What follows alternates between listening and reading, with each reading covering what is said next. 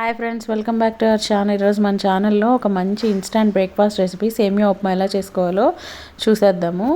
అందుకోసం ఒక బాండ్లీ పెట్టుకొని 3 టేబుల్ స్పూన్స్ ఆయిల్ వేసుకోవాలి.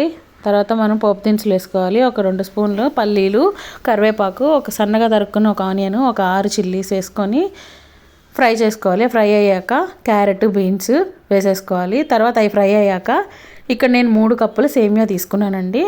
రెడ్ కలర్ వచ్చేంత వరకు ఫ్రై చేసుకోవాలి. అవి బాగా ఫ్రై అయ్యాక మనము ఒక కప్పుకి ఒక కప్పు బావు వరకు వాటర్ తీసుకున్నాను. ఇక్కడ చూడండి, 3 కప్పులకి 3.5 కప్పు వాటర్ వేసుకున్నాను.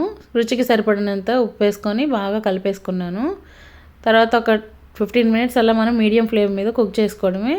తర్వాత మనం ఒక 2 స్పూన్స్ గీ వేసుకుంటే టేస్టీగా చాలా బాగుంటుంది. మీరు ట్రై చేసి చూడండి. మీకు కనుక నా వీడియో నచ్చితే please like, share and subscribe చేసుకోండి. Thank you for watching.